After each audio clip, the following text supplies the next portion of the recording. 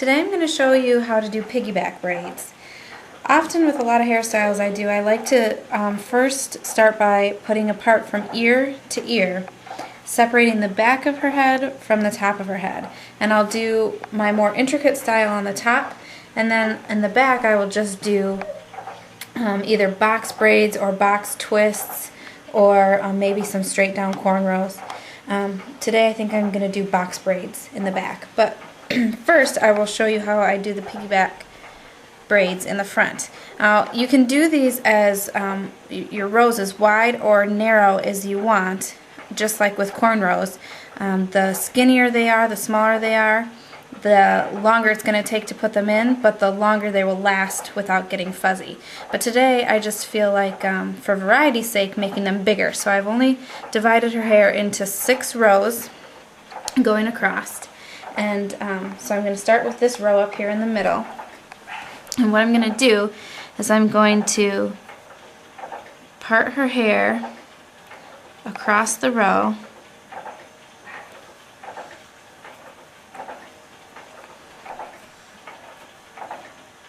basically making boxes in the row going back. So that's the first part. I'm going to do another one a little ways back.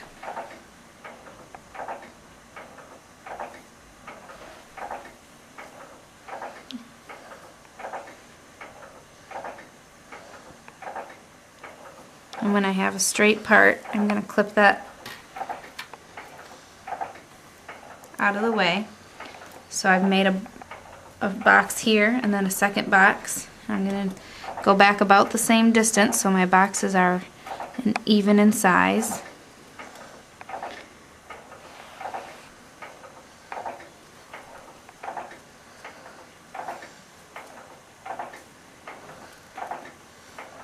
And when I've got a straight part there, I'll clip this one out of the way.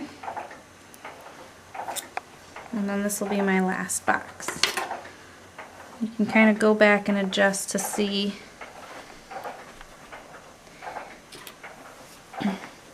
if they seem even. If not, you can adjust it and redo the parts. So now what I'm going to do is I've already sprayed a little bit of spray in her hair to keep it moist, because it's easier to work with it when it's slightly damp than if it's completely dry. I'm going to add a little gel to help hold in all the frizzies.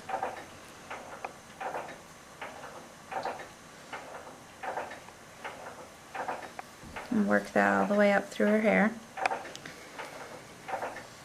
And then I'm just going to take this section of hair, this first box, and divide it into 3 parts, just like if I was doing a box braid. And I'm going to start braiding underhand.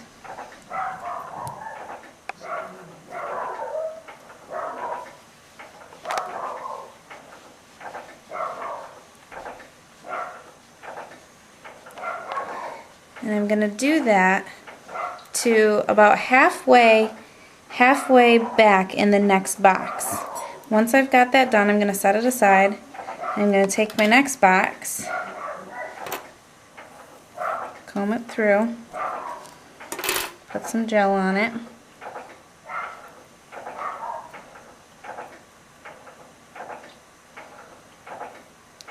now with the second box I'm going to divide the hair in half.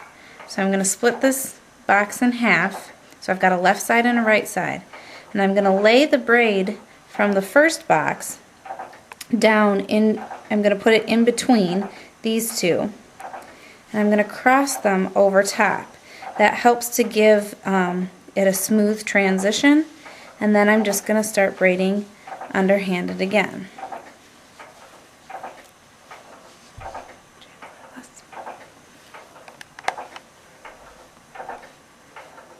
Until about halfway through the box behind that one. And then I'm going to repeat the process again. I'm going to comb through that section, add some gel,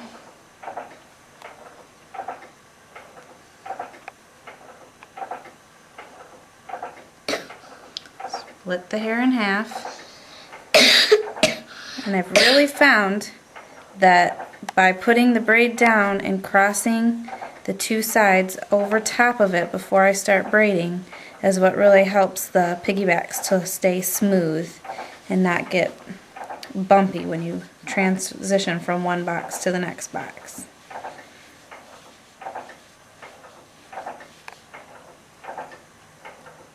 And one last time.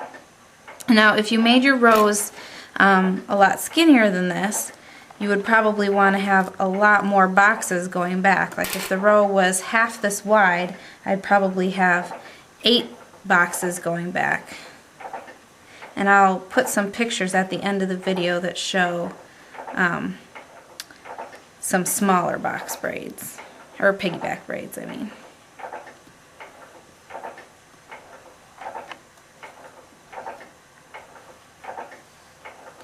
So now on this last one, I'm just going to braid the hair all the way to the end.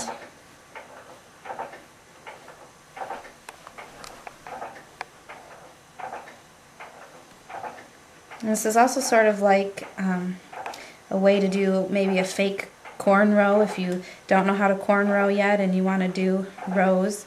The smaller you make them, the more closely they're going to resemble a cornrow. Or if you just feel like doing something that's going to be a little faster than cornrowing, or just to change up the style to do something different. So once I've braided all the way down to the end of the hair, I'm going to slide my beads on, although this braid's kind of thick for these beads.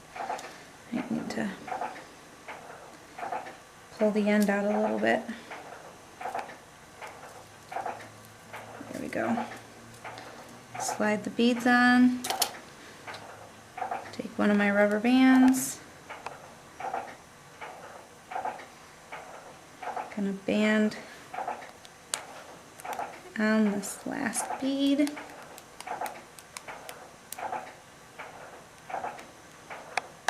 Slide my beads down over top of the rubber band.